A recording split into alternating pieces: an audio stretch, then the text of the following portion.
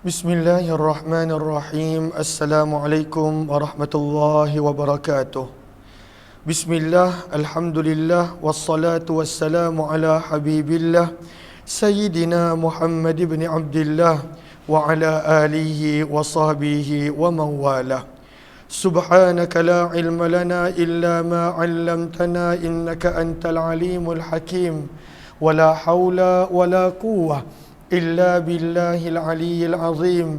اللهم رب اشرح لنا صدورنا ويسر لنا أمورنا واحلل عقدة من ألسنتنا يفقه أقوالنا.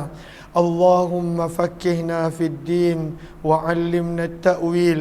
اللهم ألهمنا مراشد أمورنا وأعذنا من شرور أنفسنا برحمتك يا رب العالمين والحمد لله رب العالمين. Alhamdulillah, alhamdulillah, segala puji-pujian dan kesyukuran buat Allah Subhanahu wa taala. Selawat dan salam buat junjungan mulia kekasih Allah, kekasih kita baginda Rasul sallallahu alaihi wasallam. Insya-Allah dalam tempoh 30 minit ini kita nak membicarakan berkenaan tentang hadis-hadis, riwayat-riwayat yang ada di dalam Sunan dan Jami' Tirmizi. Riwayat yang telah dikumpulkan oleh Abu Isa Muhammad bin Isa bin Saurah At-Tirmizi rahimahullahu ta'ala. InsyaAllah kita nak sambung daripada muka surat 358, di mana pada muka surat 358 Imam Tirmizi dah mula membawakan tajuk berkenaan tentang zakat. Kata Imam Tirmizi pada tajuk besar yang ketujuh, Abwabuz Zakah. Kalau dalam kitab yang lain diletakkan tajuk Kitabuz Zakah. Abwabuz Zakah, bab berkenaan tentang zakat, hadis-hadis an Rasulullah sallallahu alaihi wasallam, daripada baginda Nabi sallallahu alaihi wasallam. Bab yang pertama daripada zakat, bab majaa, bab pada hadis dan riwayat yang telah datang daripada Nabi sallallahu alaihi wasallam fi man'iz zakati minat tasydid, berkenaan amaran keras untuk orang yang enggan membayar zakat. Lalu orang yang enggan dan dia tahu kewajipan dan dia tahu kadar dan bilangan, tapi pada waktu itu dia enggan untuk membayar zakat, maka ini adalah at-tasydid, amaran yang keras. Lihat kepada Sahara pada baris yang pertama, maka ditulis furidat, zakat telah difardukan pada tahun yang kedua hijrah sebelum kefarduan Ramadan. Jumpa ke tak? Okey, gariskan tersebut. Allahumma salli ala sayyidina Muhammad. Okey, jom kita lihat hadis yang ke-616. Wa bi ilahi qala hadatsana Hannad bin Sari qala hadatsana Abu Muawiyah an al-A'mash an Ma'rur bin Suwaid an Abi Dzar radhiyallahu anhu. Daripada Abu Dzar radhiyallahu taala anhu qala, beliau berkata, ji'tu ila Rasulillah sallallahu alaihi wasallam, aku telah datang kepada baginda Nabi sallallahu alaihi wasallam, wa huwa jalisun, dalam keadaan baginda sedang duduk, fi dhillil Ka'bah, pada teduhan Kaabah. Maka kalaulah kita lihat, ini seolah-olah menunjukkan bahawa zakat telah difardukan di Mekah. Sebab itu lihat kepada Arafah, Allahumma salli ala sayyidina Muhammad pada baris yang kedua. Maka disebut pada Arafah baris yang kedua, wa fi siratil halabiyah, berkata Syekh Sirajuddin, apa yang jelas kepadaku daripada hadis-hadis berkenaan tentang bila diwajibkan zakat. Wa aqulu, lalu aku berkata, sesungguhnya kefarduan zakat, puasa, Jumaat, dua solat raya telah difardukan di Mekah, namun perlaksanaannya berlaku di Madinah. Maka ini ada sebahagian pandangan pada waktu itu memberi jawapan kenapa pada waktu itu dalam hadis ini menyebut pada waktu itu Nabi masih berada di Mekah. Tetapi ada juga jawapan yang lain. Kita lihat kepada Arafah pada baris yang ke-6, 246. Jumpa tak? Fi zillil Ka'bah. Maka dalam riwayat Bukhari disebut bukan pada fi zillil Ka'bah, di bawah teduhan Ka'bah. Sebaliknya datang dengan lafaz fi nahiyatil Madinah fi zillil Qamar, pada teduhan bulan. Ketika itu Nabi berada di penjuru Madinah. Maka seolah-olah ada percanggahan pendapat. Dalam riwayat ini pada teduhan Kaabah sewaktu Nabi masih berada di Mekah sebelum hijrah. Dalam riwayat yang lain, dalam riwayat Bukhari, pada waktu itu fi zillil qamar, bawah teduhan bulan sewaktu Nabi SAW telah berhijrah ke Madinah. Maka Nabi sebut tentang hadis zakat ini. Maka pada waktu itu para ulama memberi jawapan, mungkin peristiwa tersebut, boleh gariskan tu, imma annahu wahmur rawi, ada keraguan pada rawi, kesilapan pada perawi, ataupun kisah tersebut berlaku beberapa kali seperti mana yang Imam Ibnu Hajar nukilkan dalam kitabnya Fathul Bari. Dah baris ke semua tu? Okey. Maka kata Abu Dzar, aku telah berjumpa dengan Nabi SAW ketika mana Nabi berada di bawah teduhan Kaabah. Qala, maka kata Abu Dzar, fara'ani muqbilan, maka Nabi telah melihat aku datang. Faqala, maka Nabi bersabda, humul akhsarun, mereka itulah golongan yang paling rugi. Yang mana isim tafdil, paling rugi. Wa rabbil Ka'bah, demi Tuhan Kaabah, yaumal qiyamah, pada hari kiamat. Qala, maka berkata Abu Dzar, fakultu, maka aku berkata, mali, kenapa aku? Maksudnya Abu Dzar pada waktu itu risau, kenapa tiba-tiba Nabi cakap begitu, adakah Nabi maksudkan dia? Fakultu mali, maka aku berkata, mali, kenapa aku? Lihat kepada Sahara, baris yang pertama, ay mahali la'alli asabtu dhanban aw irtakabtu ma'siyah. Kenapa tiba-tiba bila Nabi nampak aku datang, Nabi cakap begitu, adakah aku dah buat dosa? Ataupun pada waktu itu, aku telah melakukan maksiat. Maka Abu Dzar pada waktu itu dia terkejut dan risau. La'allahu unzila fiyya syai'un, seolah-olah telah diturunkan kepada Nabi berkenaan tentang diriku sesuatu, kata Abu Dzar radhiyallahu anhu. Qala, maka berkata Abu Dzar, qultu, maka aku bertanya kepada Nabi, manhum, siapakah yang dengan Tuan maksudkan orang yang paling rugi pada hari kiamat?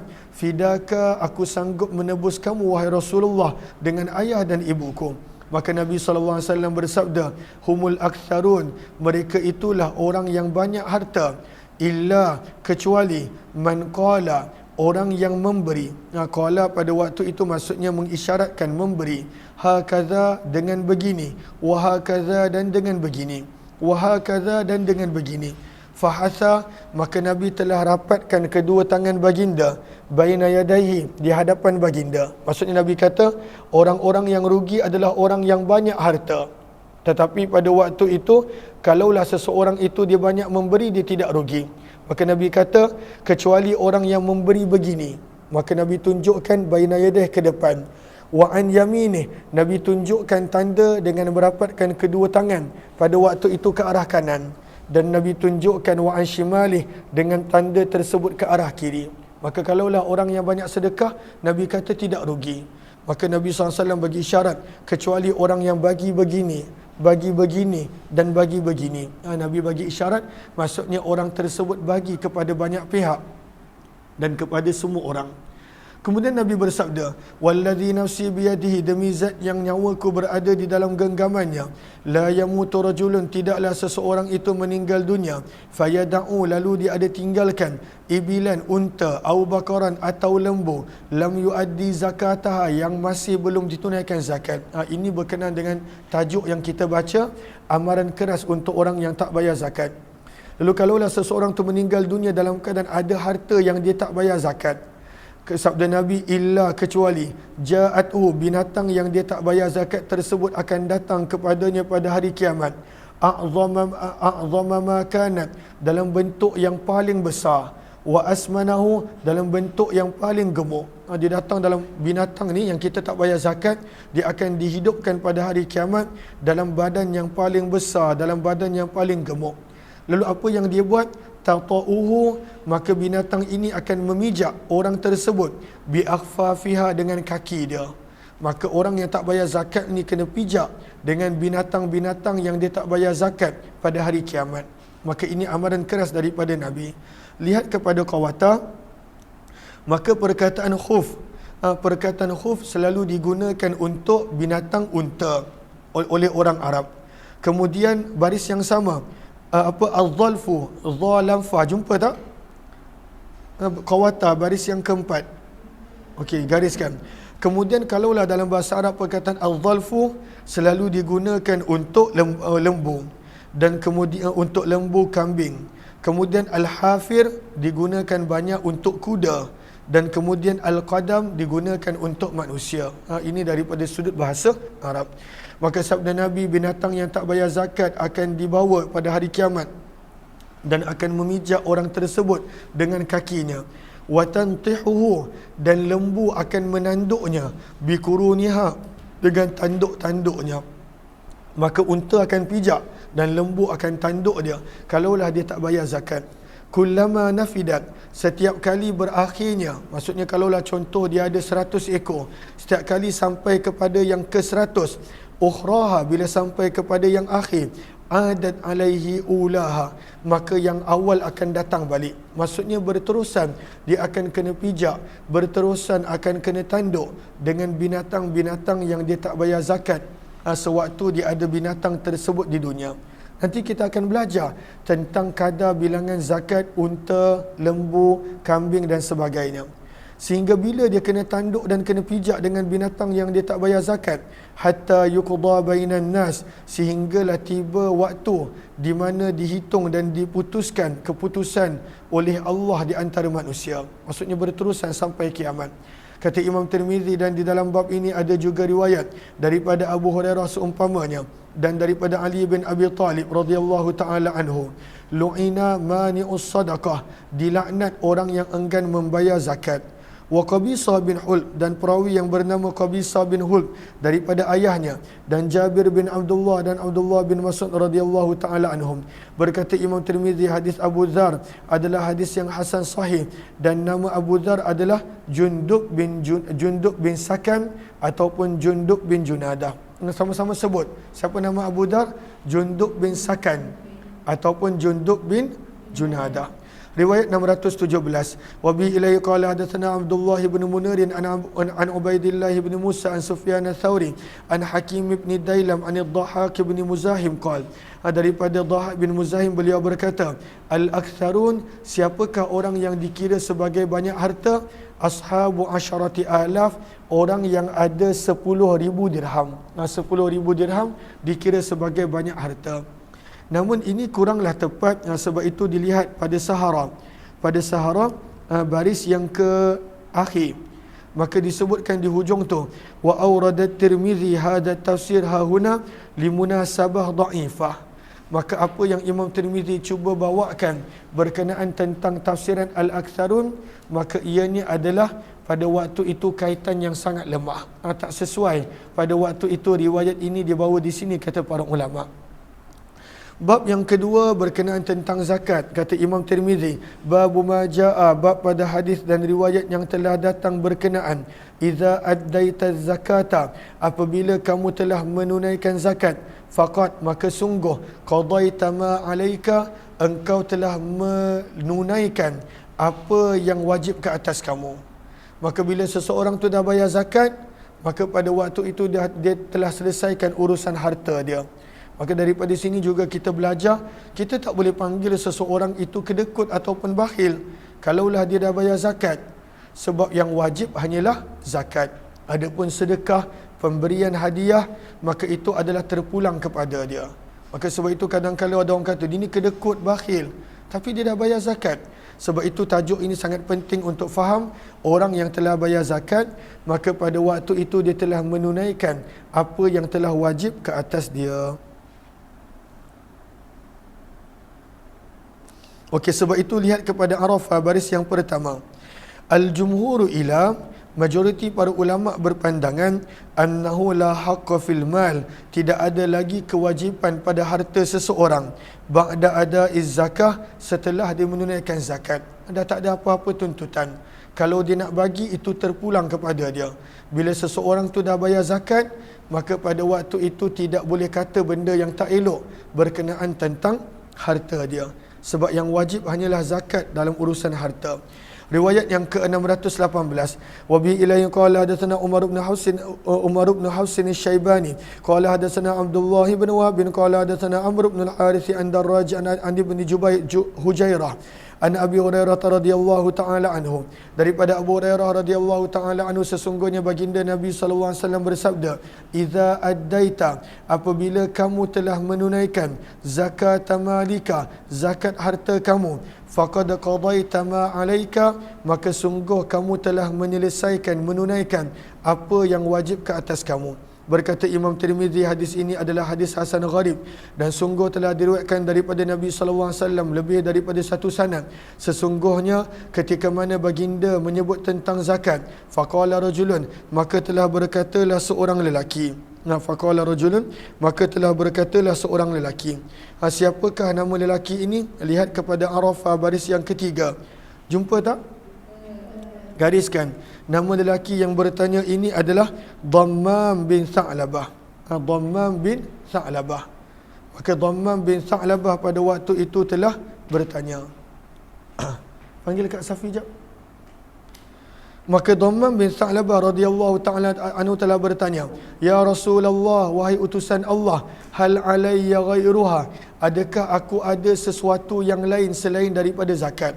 Adakah aku perlu bayar sesuatu yang lain selain daripada zakat?" Faqala la, maka sabda Nabi, la, tidak ada, illa an tatawwa'a, kecuali jika engkau ingin memberi sedekah, melakukan amalan sunat. Dan nama perawi yang bernama Ibnu Hujairah, nama penuhnya adalah Abdurrahman bin Hujairah Al-Basri. Riwayat 619. Adakah? Wabi ilahi qala hadatsana Muhammad bin Ismail qala hadatsana Ali bin Abdul Hamid Al-Kufi qala hadatsana Sulaiman bin Al-Mughirah an Thabit an Anas radhiyallahu anhu. Daripada Anas bin Malik radhiyallahu taala anhu, beliau berkata, "Kunna natamanna, adalah kami sangat mengharapkan, ay yabtadi al-a'rabiyyu al-aqilu, memulakan soalan kepada Nabi orang Arab Badui, orang Arab pendalaman yang cerdik berakal, supaya mereka boleh belajar daripada soalan para sahabat yang Badui yang pada waktu itu datang daripada pendalaman.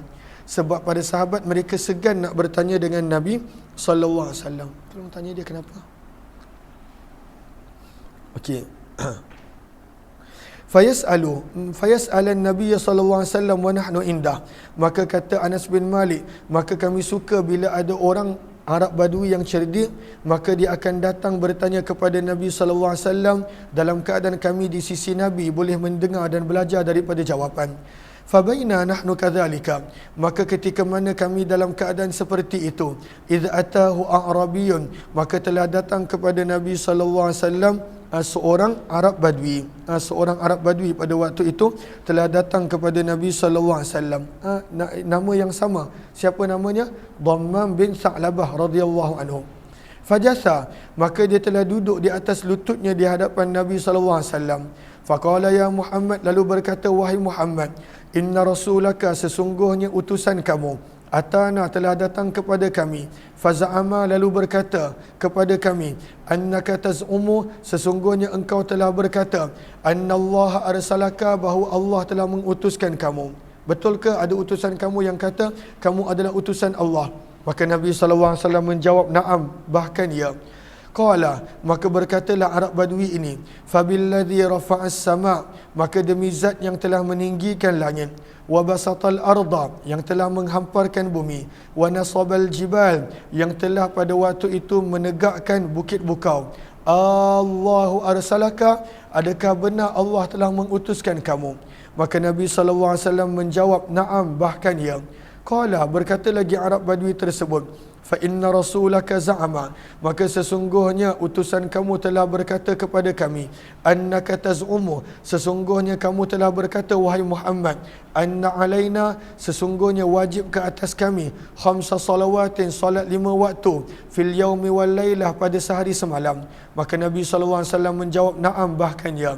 Qala, maka Arab Badui itu bertanya lagi, "Fabilladhi arsalaka, maka demi zat yang telah mengutuskan yang telah mengutuskan kamu, Allahu amaraka bihadza, adakah benar Allah yang telah menyuruhkan kamu dengan perkara ini?"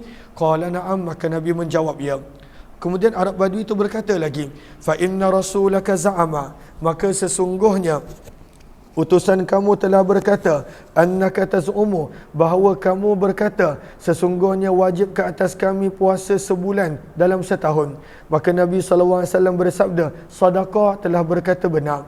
Qala, maka berkata Arab Badui, fabilladzi arsalaka, maka demi zat yang telah mengutuskan kamu, Allahu amaraka hadza, adakah Allah telah memerintahkan kamu dengan ini? Maka Nabi SAW menjawab, bahkan ya. Kemudian berkata lagi Arab Badui tersebut, maka sesungguhnya utusan kamu telah berkata kepada kami, sesungguhnya kamu telah berkata, sesungguhnya ke atas kami pada harta kami adanya kewajipan zakat. Faqala Nabi SAW, maka Nabi bersabda, sadaqah, benar. Qala, maka berkata Arab Badui, fabilladzi arsalaka, maka Nabi zat yang telah mengutuskan kamu, Allahu amaraka hadza, adakah Allah telah memerintahkan kamu dengan ini? Maka Nabi SAW menjawab, na'am, bahkan ya. Qala, berkata lagi Arab Badui tersebut, inna rasulaka za'ama lana, sesungguhnya utusan kamu telah berkata kepada kami, annaka taz'umu, bahawa sesungguhnya engkau telah berkata, wahai Muhammad, anna alaina al-hajja ila baitillah, bahawa wajib ke atas kami untuk menunaikan haji di Baitullah, man istata'a, jika ada yang mampu, ilaihi, untuk sampai kepadanya, sabila, dengan mengambil jalan. Maka Nabi SAW menjawab, na'am, bahkan ya. Qala, maka berkata Arab Badui tersebut, fabilladzi arsalaka, maka demi zat yang telah mengutuskan kamu, adakah Allah menyuruh kamu dengan ini? Maka Nabi SAW menjawab, ya, na'am, ya. Bila dia dah bertanya semua kepada Nabi SAW tentang zakat terutamanya, maka dia pun berkata, walladzi ba'athaka bilhaq, demi zat yang telah mengutuskan kamu dengan kebenaran, wahai Muhammad, la ada'u, aku tidak akan tinggalkan, minhunna, daripada perintah-perintah ini, syai'an, sedikit pun, wala ujawizuhunna, dan aku tak akan buat lebih daripada yang wajib ini. Maksudnya dia hanya nak buat yang fardu je. Summa wasaba, kemudian dia pun pergi dengan segera. Wasaba, gariskan bawah tu, ay qama sari'a. Maka Nabi SAW bersabda, in sadaqal a'rabi, kalaulah orang Arab Badui ini berkata benar yang dia akan buat apa yang disebutkan tadi, dakhalal jannah, maka pasti masuk syurga. Maka ini, hadis ini menjadi dalil, kalaulah seseorang itu dia dah tunaikan zakat, tak ada celaan yang lain pada hartanya.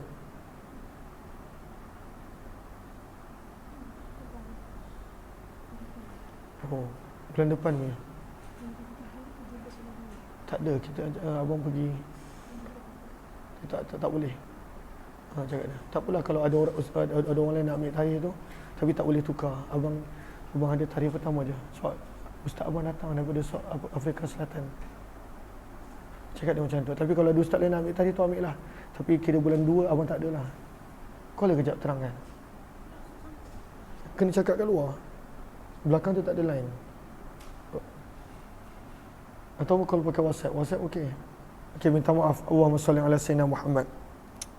Maka ini riwayat berkenaan tentang yang wajib daripada harta seseorang itu adalah zakat.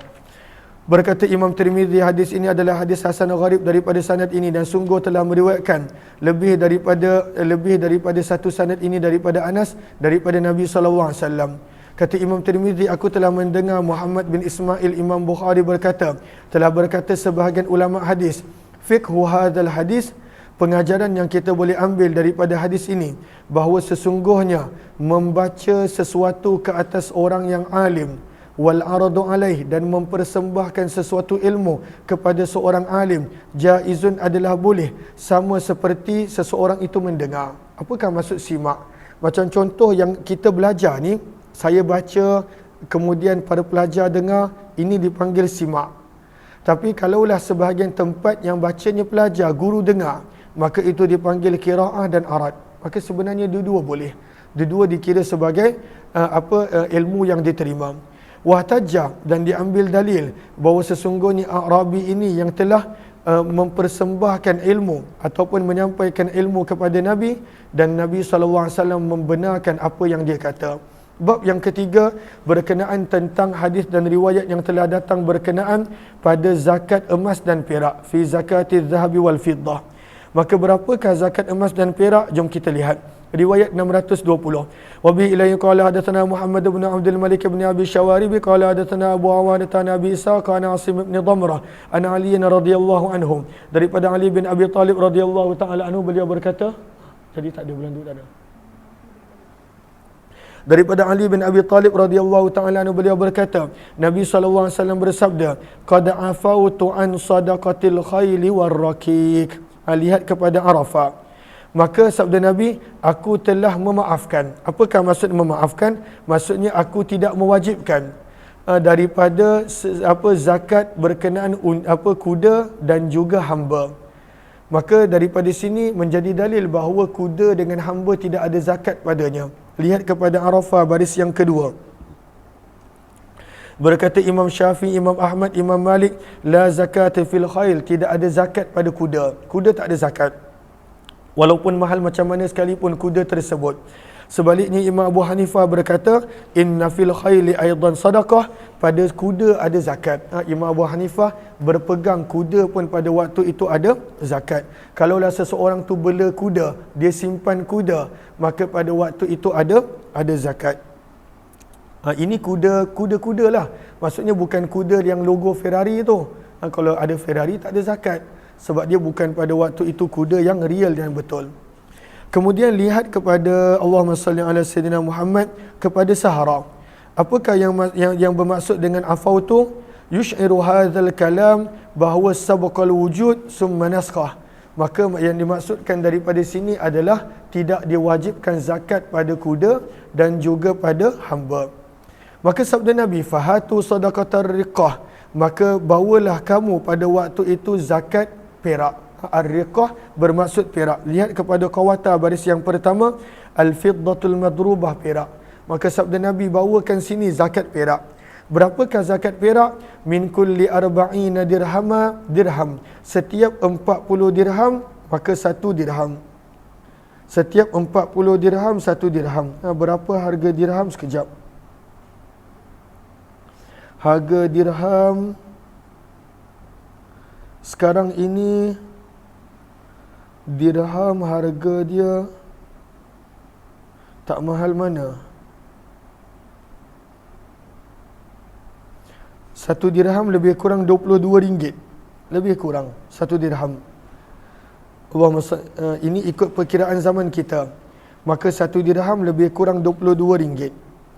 Maka RM22 kali dengan 40, bererti pada waktu itu 80.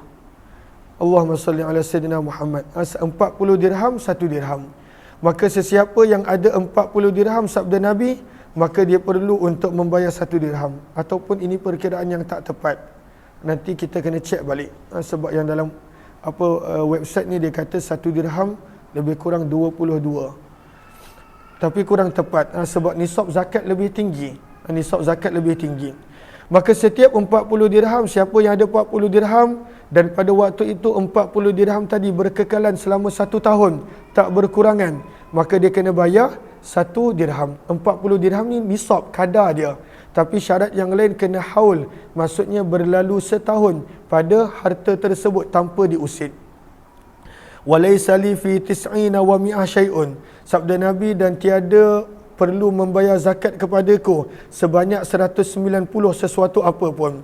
Fa idza balagat mi'atain, bila seseorang itu dah ada 200 dirham, maka dia perlu bayar 5 dirham. Setiap 200 dirham 5 dirham. Maka dia punya perkiraan dia adalah pada waktu itu setiap 40 dirham 1 dirham. Dan ketika mana dah sampai 200 dirham, maka pada waktu itu perlu bayar 5 dirham. Dan kata Imam Tirmizi, dan di dalam bab ini ada juga riwayat daripada Abu Bakar As-Siddiq, Amr bin Hazam radhiyallahu taala anhum.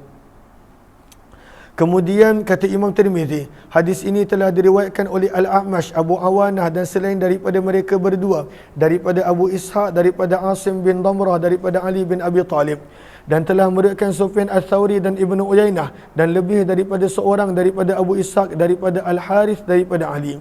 Qala, berkata Imam Tirmizi, aku telah bertanya kepada Imam Bukhari berkenaan tentang hadis ini, yang mana satu lebih betul, sama ada riwayat di antara Sayyidina Ali pada waktu itu ada Harith, ataupun tidak ada perawi yang bernama Harith.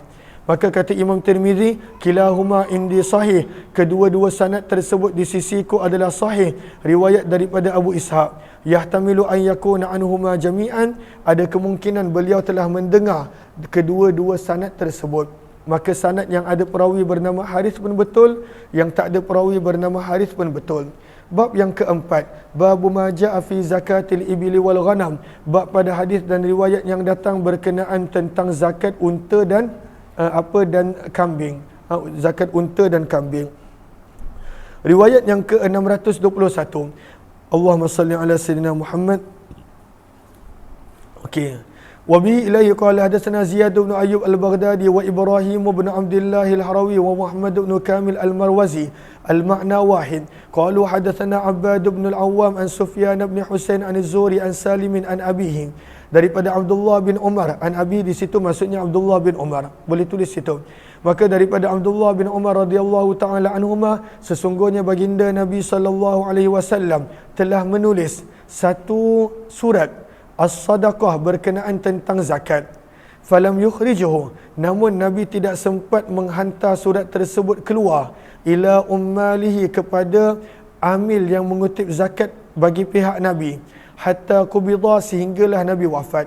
Maka Nabi ada tulis surat tentang zakat kepada amil-amil baginda yang Nabi dah hantar, ada sampai ke Yaman seperti Muaz bin Jabal, ada yang dihantar ke pelbagai tempat. Maka Nabi tak sempat nak hantar surat tersebut. Maka kata perawi, hatta qubida, sampailah Nabi wafat. Faqaranahu bisayfih, Nabi letakkan surat tersebut di dalam pedang baginda, di dalam pada waktu itu balutan pedang baginda. Falamma qubida, maka apabila baginda telah wafat, amila bihi, maka telah beramal dengan isi kandungan surat tersebut Abu Bakar radhiyallahu anhu sehingga beliau wafat. Kemudian diamalkan oleh Umar bin Khattab isi kandungan surat tersebut sehinggalah beliau wafat. Wa kana fihi, dan adalah isi kandungan surat zakat tersebut adalah sabda Nabi, Nabi tulis fi khamsim minal ibil, bukanlah Nabi tulis sendiri sebab Nabi tidak boleh menulis, tetapi melalui perantaraan para sahabat. Maka Nabi SAW tulis fi khamsim minal ibil, pada setiap 5 ekor unta maka zakatnya adalah seekor kambing. Pada 10 ekor unta maka zakatnya adalah 2 ekor kambing. Pada 15 ekor unta maka zakatnya adalah 3 ekor kambing.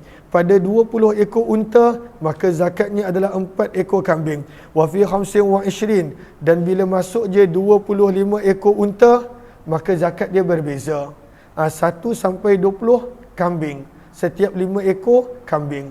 Tapi bila masuk je 25, maka pada waktu itu sabda Nabi, zakatnya adalah bintu mahad. Apakah bintu mahad? Lihat kepada Sahara, baris yang kedua. Maka bintu mahad, kata para ulama, adalah unta yang telah genap setahun, maka dipanggil bintu mahad. Kemudian nanti kita akan baca ada istilah yang kedua, binti labun. Binti labun adalah unta yang telah berusia 2 tahun penuh, masuk 3 tahun, dia dah cukup 2 tahun penuh. Kemudian ada istilah yang ketiga dalam unta, dalam zakat, al-hiqqah. Maka al-hiqqah pada waktu itu adalah unta yang telah berusia 3 tahun genap. Dan yang keempat adalah al-jaza'ah. Al-jaza'ah adalah unta yang telah genap 4 tahun. Maka susunan dia adalah binti mahad, binti labun, hiqqah dan juga jaza'ah. Dan juga adalah jaza'ah. 1 tahun, 2 tahun, 3 tahun dan 4 tahun. Allahumma salli ala Muhammad.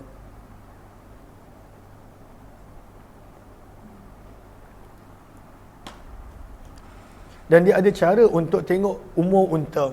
Dia ada cara nak lihat umur unta bagaimana. Maka sabda Nabi, apabila dah ada 25 ekor unta, maka hendaklah mengeluarkan zakat unta yang genap setahun.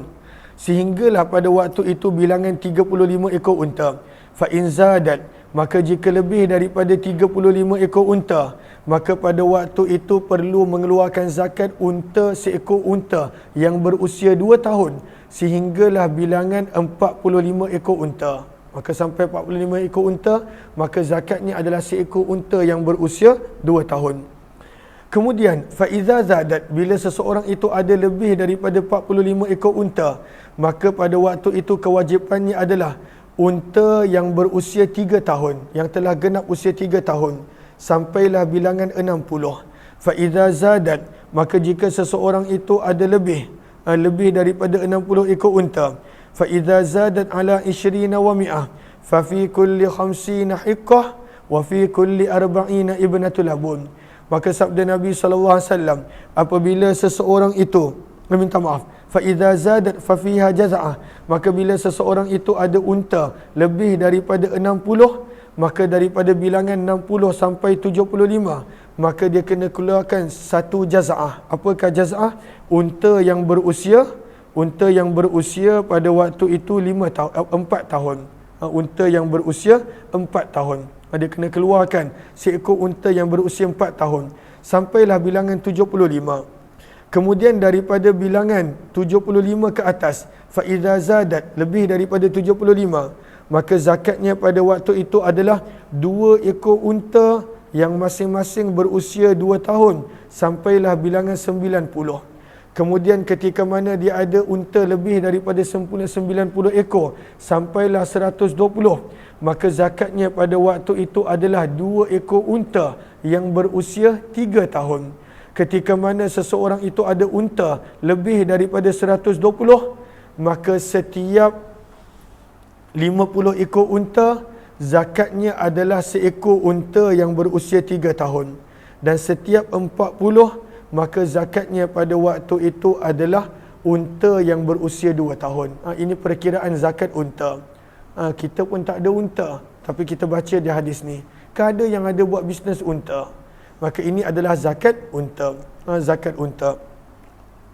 Allahumma salli ala habibina Muhammad. Wa fi syai, dan sabda Nabi berkenaan tentang kambing pula. Apakah zakat kambing? Setiap 40 ekor kambing, yang wajib adalah seekor kambing sampailah bilangan 120. Apabila seseorang itu ada lebih daripada 120, maka daripada 120 sampai 200, maka zakatnya adalah 2 ekor kambing. Jika seseorang itu ada lebih daripada 200, maka 300 ekor kambing. Maka pada waktu itu zakatnya adalah 3 ekor kambing sampailah bilangan 300. Daripada 201 sampai 300, zakatnya adalah 3 ekor kambing.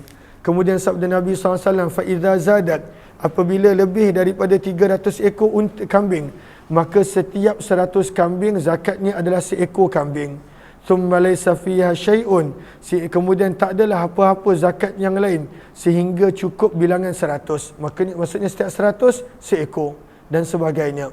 Kemudian Nabi SAW memberikan peringatan, wala yujma'u baina mutafarriq, dan janganlah menggabungkan harta zakat pada harta yang pada waktu itu pemilik yang berbeza. Maka kalaulah ada pemilik yang berbeza, maka jangan gabungkan. Kalaulah gabungkan bertujuan untuk lari daripada zakat, maka itu adalah berdosa. Wala yufarraqu baina mujtami', dan jangan pada waktu itu dipisahkan di antara zakat yang mempunyai pemilik yang sama bertujuan untuk lari daripada zakat, takut untuk bayar zakat. Kadang-kala ada orang pada waktu itu, contoh kalau kita tengok adalah kambing. Setiap 40 kambing, maka pada waktu itu 1 ekor kambing. Maka untuk dia lari daripada zakat, maka dia pecahkan pada waktu itu harta dia. Dia nak cuba lari. Dia bagi kambing itu untuk contohnya kepada orang lain sebagai hibah yang boleh diambil balik. Contoh anak dan sebagainya. Maka Nabi kata jangan lari daripada zakat. Ianya bukanlah pada waktu itu satu bebanan. Ada 40 ekor kambing, yang wajib hanya 1. Ada 5 ekor unta, yang wajib pada waktu itu hanya 1. Dan itu pun adalah bukan satu bebanan daripada kewajipan-kewajipan zakat. Jelas ke jelas? maka nanti boleh lihat kepada Arafah, boleh baca panjang di situ berkenaan tentang perbezaan pendapat di antara Imam Syafi'i dan juga Imam Abu Hanifah berkenaan tentang apa khiltatil jiwar dan khiltatil syuyuk, berkenaan tentang campuran jiwar dan campuran syuyuk. Itu perbincangan fiqh sebenarnya. Sebab itu saya tak nak baca pada muka surat yang ke-2, 4, 6, 8, 9 daripada bawah. Maka pada waktu itu ada perbincangan tentang campuran daripada sudut jiwar dan campuran daripada sudut syuyuk. Maka apakah dalilnya dan apakah perbezaan tersebut ada dalam perbahasan fiqh. Kemudian sabda Nabi SAW, wa ma kana, dan adapun dan wa ma kana min khalitain, dan apa jua zakat yang sabit daripada dua orang yang bercampur harta. Khalitain, orang yang bercampur harta. Fa innahuma, maka kedua mereka, yataraja'an, bolehlah pada waktu itu untuk meminta antara satu sama lain, bisawiyah, pada waktu itu dengan kadar sama rata. Apakah maksud dia? Kita lihat kepada Arafah. Lihat kepada Arafah. Okey. Maka apakah contohnya? Lihat kepada Arafah baris yang kedua, 4, 6. Ini adalah khiltatil jiwar. Maksudnya seseorang itu bercampur harta kerana binatang dia minum sekali, kandang sekali dan sebagainya. Maka pada waktu itu mereka pun bayar zakat sekali. Maka disebutkan di sini, falau kana 80 syah li rajulain, ada 80 ekor unta untuk dua orang. Ada 80 ekor unta. Maka berapakah bukan unta, kambing. Ada 80 ekor kambing. Maka 80 ekor kambing ni berapa ekor kambing yang wajib untuk zakat? Cuba tengok tadi. Kalau seseorang tu ada 80 ekor kambing, maka pada waktu itu berapa kambing yang kena bayar? Seekor. Daripada 40 sampai 200 hanya kena bayar seekor. 201 baru kena bayar 2 ekor. Lalu katakanlah ada 80 ekor kambing. 80 ataupun 100 lah supaya mudah faham. 100. Lalu kalaulah 100, pada waktu itu berapa ekor kambing yang wajib untuk zakat? Satu, hanya satu. 100 ekor kambing, zakat dia hanya seekor kambing yang wajib. Okey, 100 ekor ini sebenarnya milik dua orang. Milik dua orang. Ada seorang yang pada waktu itu dia kena bayar, dia pemilik kepada 80 ekor. Dia pemilik kepada 80 ekor kambing. Dan seorang ni adalah pemilik kepada 20 ekor. Dan Imam Syafi'i dan juga para ulama Hijaz menyebut bahawa kalaulah dia tinggal dekat kandang sekali, dia pergi makan minum sekali, semua sekali, maka ini dikira sebagai khiltatul jiwar. Maksudnya gabungan harta secara berjiran dan ada zakat, boleh bayar zakat sekali. Maka ada seorang ni dia kambing dia hanya 20. Ada seorang ni kambing dia pada waktu tu 80 contoh.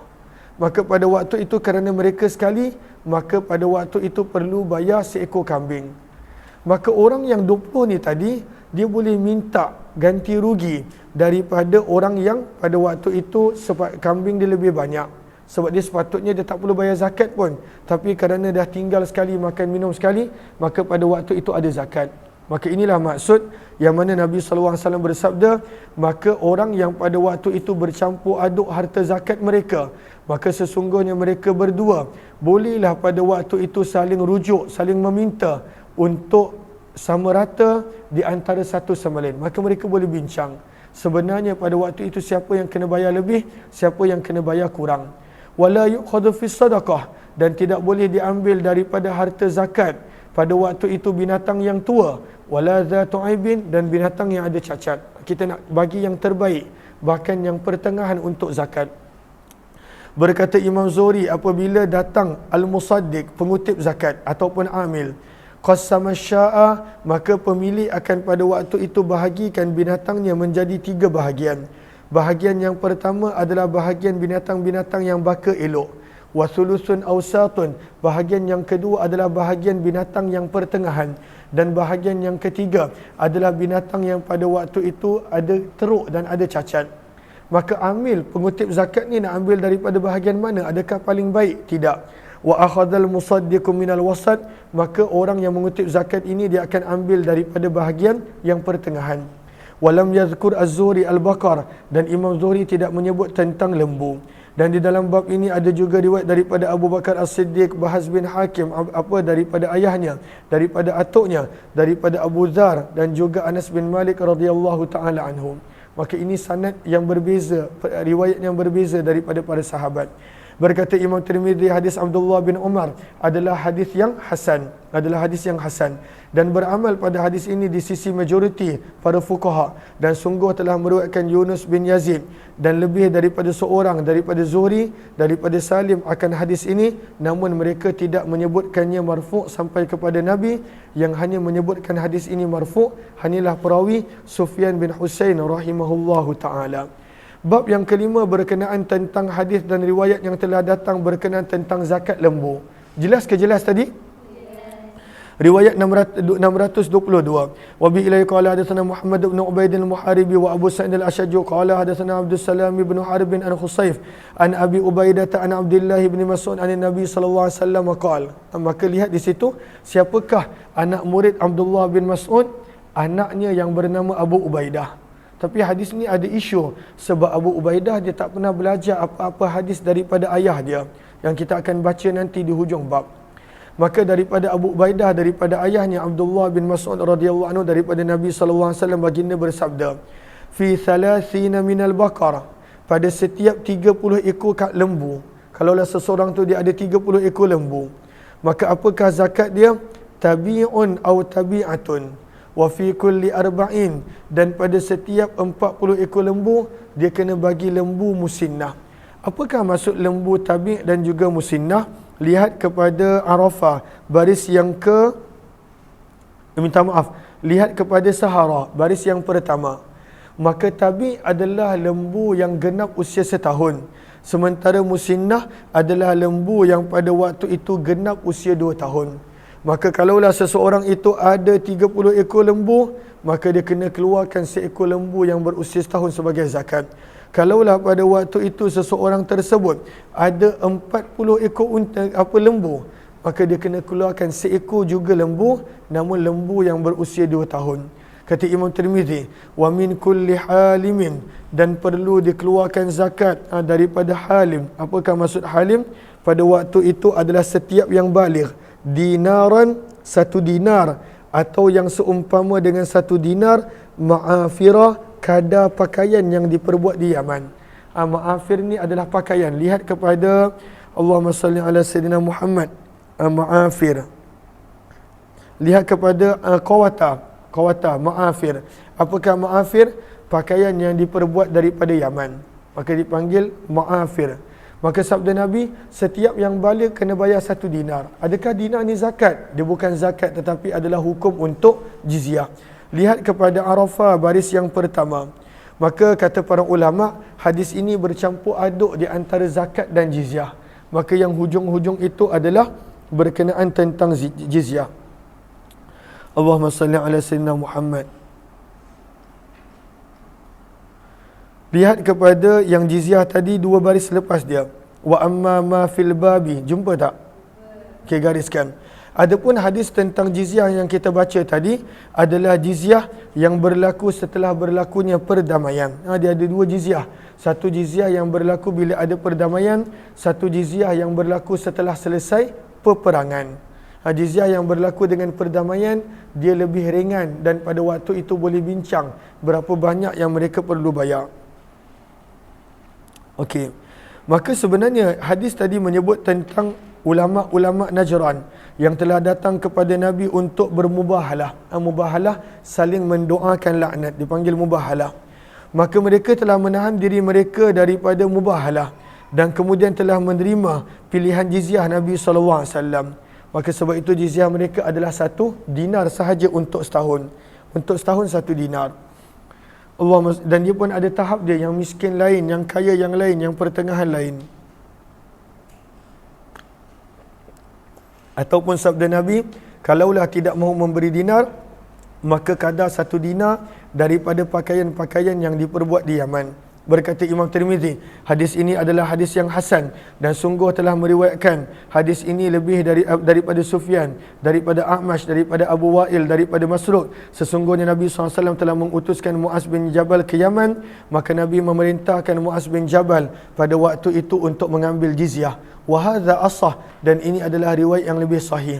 Wabi ilai qala hadatsana Muhammad bin Bashar qala hadatsana Muhammad bin Ja'far qala hadatsana Syu'bah an Amr bin Murrah, daripada Amr bin Murrah, beliau berkata, aku telah bertanya kepada Abu Ubaidah, anak kepada Abdullah bin Mas'ud, hal tazkuru, adakah kamu ingat daripada ayah kamu Abdullah bin Mas'ud satu hadis pun? Qala la, beliau berkata menjawab tidak. Maka perawi yang bernama Abu Ubaidah, anak kepada Abdullah bin Mas'ud, dia tidak dengar sebarang hadis pun daripada ayahnya. Namun kita nampak di sini dalam riwayat ini ada nama dia pada riwayat 622. Bab yang ke-6, bab ma jaa fi karahiyati akhdhi khiyaril mali fi sadaqah. Bab pada hadis dan riwayat yang telah datang berkenaan tentang makruh untuk mengambil harta yang paling baik sewaktu zakat. Kalaulah dia nak bagi tak apa, tapi pengutip zakat makruh untuk dia ambil harta yang paling baik. Kena ambil bahagian pertengahan. Riwayat 624. Wa bi ilaihi qala hadatsana Abu Quraib bin qala hadatsana Waqi'un qala hadatsana Zakaria bin Ishaq al-Makki qala hadatsana Yahya bin Abdullah bin Sayfi an Abi Ma'bad an Ibn Abbas radhiyallahu anhu man Rasulullah sallallahu alaihi wasallam ba'asa Mu'adz. Nabi telah mengutuskan Mu'az bin Jabal menuju ke Yaman. Maka Nabi bersabda kepada Mu'az, innaka ta'ti qauma, sesungguhnya engkau akan pergi berjumpa dengan beberapa orang ahli kitab. Fad'uhum, maka ajaklah mereka dulu kepada untuk menerima ajaran Islam dan bersaksi bahawa aku adalah utusan Allah. Maka jika mereka menerima perkara tersebut, maka maklumkanlah mereka sesungguhnya Allah telah memfardukan ke atas mereka 5 kali solat pada sehari semalam. Dan jika mereka menerima, maka pada waktu itu maklumkanlah mereka bahawa sesungguhnya Allah telah memfardukan ke atas mereka zakat daripada harta mereka. Tu'khadhu, zakat tersebut diambil, min aghniyaihim, daripada orang yang kaya, wa turaddu, dan diberikan balik kepada orang-orang yang miskin. Fa inhum, maka jika mereka pada waktu itu menerima, maka fa iyyaka, maka janganlah kamu ambil, wa karaim amwalihim, harta-harta mereka yang mahal. Jangan ambil harta orang yang paling mahal. Walqi wattaqi, dan bertakwalah kamu wahai Mu'az daripada doa orang yang teraniaya, kerana sesungguhnya doa orang yang teraniaya tidak ada di antaranya dan di antara penerimaan Allah sebarang hijab. Dan di dalam bab ini ada juga riwayat daripada As-Sunabihi, berkata Imam Tirmizi, hadis Abdullah bin Abbas adalah hadis yang hasan sahih. Sementara itu perawi Abu Ma'bad adalah hamba kepada Abdullah bin Abbas radhiyallahu anhuma, yang mana namanya adalah Nafiz. Bab yang ke-7 berkenaan tentang adanya zakat pada tanaman, pada buah dan juga pada benih-benih yang telah ditanam. Ada juga zakat. Maka riwayat yang ke-625, wa bi ilaihi qala hadatsana Qutaibah qala hadatsana Abdul Aziz bin Muhammad an Amr bin Yahya al-Mazini an abihi an Abi Sa'id al-Khudri radhiyallahu anhu, daripada Abu Sa'id al-Khudri radhiyallahu taala anhu, beliau berkata, sesungguhnya baginda Nabi sallallahu alaihi wasallam bersabda, laisa fima, tidak ada pada kurang, khamsati zaudin, kurang daripada 5 unta sedekah zakat. Seseorang yang ada unta, yang dimiliki unta kurang daripada 5, maka tidak ada zakat. Walaysa fima, dan tiada zakat fima duna khamsi awakin, untuk orang yang memiliki kurang daripada 5 perak, 5 dirham, 5 perak. Walaysa fima duna khamsati awsukin sadaqah, dan tidak ada sedekah untuk orang yang mempunyai pada waktu itu kadar bilangan kurang daripada 5 wasak. 5 wasak pada waktu itu makanan, maka pada waktu itu tidak ada sedekah. Allahumma salli ala habibina Muhammad. Wasak maksudnya daripada hasil bumi. Kurang daripada 5 wasak, maka pada waktu itu tidak ada hasil bumi. Lihat kepada Arafah baris yang pertama. Maka Allahumma salli ala sayyidina Muhammad. Qala al-Hijaziyun, berkatalah para ulama Hijaz, Imam Syafi'i, Ahmad dan juga Imam Malik, 3 orang ini, tidak ada zakat jika hasil bumi kurang daripada 5 wasak. Tidak ada. Allahumma salli ala sayyidina Muhammad. Sementara Imam Abu Hanifah menyebut apa jua yang telah dikeluarkan oleh bumi, maka pada waktu itu terus ada zakat. Ada kadar yang telah ditetapkan untuknya. Allahumma salli ala sayyidina Muhammad. Kata Imam Tirmizi, dan apakah itu wasak? Nanti kita akan belajar insya-Allah apakah itu wasak dan lain-lain.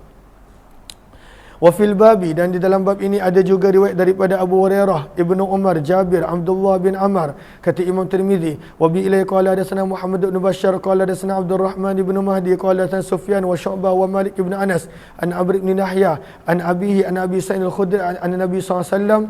Maka riwayat yang lain, sanad yang lain daripada Nabi sallallahu alaihi wasallam, hadis yang sama seperti Abdul Aziz daripada Amr bin Yahya. Berkata Imam Tirmizi, hadis Abu Sa'id al-Khudri adalah hadis yang hasan sahih dan sungguh telah meriwayatkan lebih daripada satu sanad daripada beliau. Kata Imam Tirmizi, dan beramal pada hadis ini di sisi ahli ilmu bahawa sesungguhnya tidak ada pada hasilan bumi kurang daripada 5 wasak sebarang zakat. Maka berapakah wasak ni? Wasak ini adalah situna sa', 60 sa', 60. Maka pada waktu itu ianya adalah 60 sa'. Dan pada waktu itu 5 wasak bersamaan dengan 300 sa'. Akan tadi bekas yang kita tunjuk tadi 4 kali itu, maka itu baru sa'.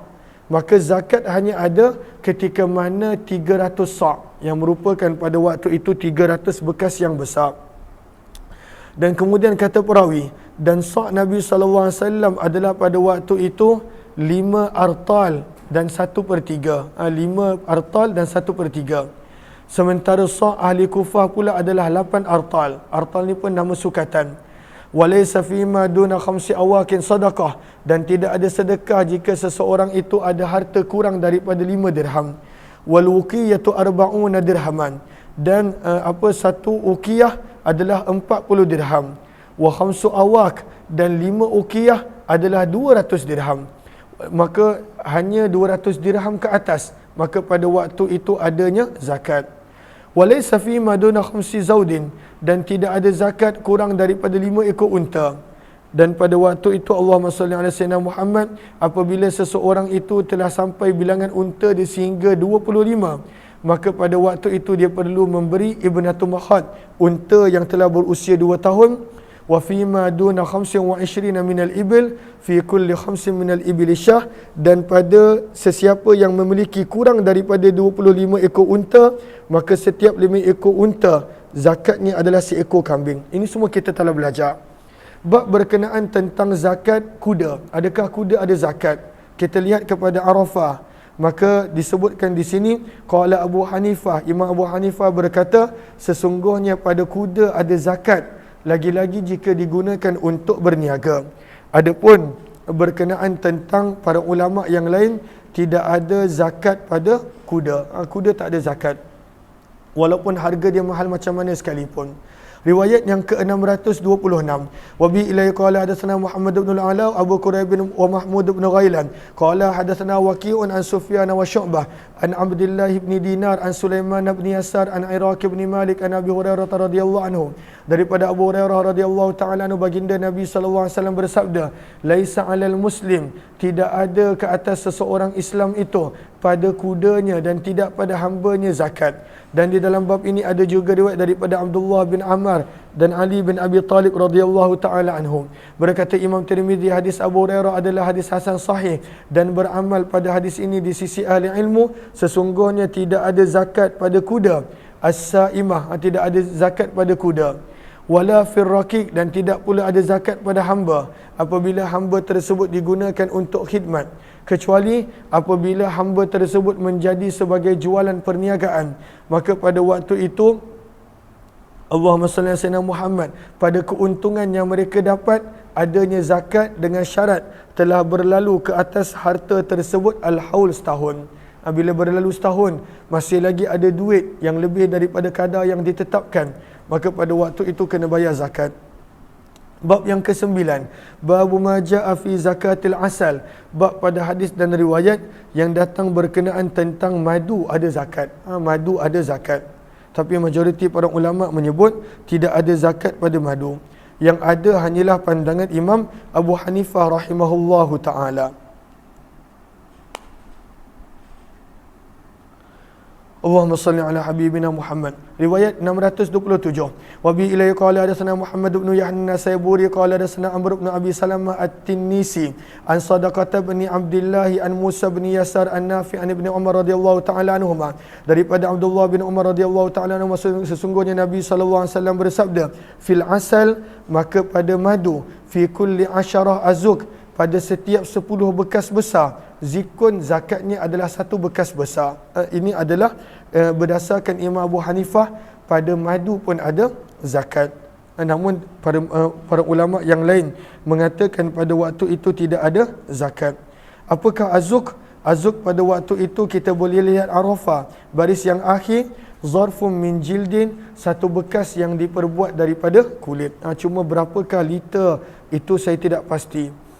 Allahumma salli ala sayyidina Muhammad, kata Imam Tirmizi, dan di dalam bab ini ada juga riwayat daripada Abu Hurairah, Abu Sayyarah Al-Muta'i, dan juga Abdullah bin Amr radhiyallahu taala anhu. Berkata Imam Tirmizi, hadis Abdullah bin Umar ada sedikit masalah, ada sedikit perbincangan pada sanadnya dan tidak sahih daripada Nabi sallallahu alaihi wasallam pada tajuk ini, iaitu tajuk tentang zakat madu sesuatu pun, dan beramal pada hadis ini di sisi kebanyakan ahli ilmu, dan inilah pandangan Imam Ahmad dan Ishaq. Sebahagian mengatakan tidak ada zakat pada asal pada madu. Bab yang ke-10. Bab yang ke-10 berkenaan tentang al-malul mustafad, yang ini kita sambung lepas Zuhur insya-Allah. Lalu kalaulah ada sebarang pertanyaan pada zakat, boleh bertanya kepada guru-guru fiqh. Kita sekadar membaca hadis-hadis yang telah dikumpulkan oleh Imam Tirmizi rahimahullahu taala. Kita jumpa lagi pada pertemuan yang lain pada jam 2.45 insya-Allah. Assalamualaikum warahmatullahi wabarakatuh.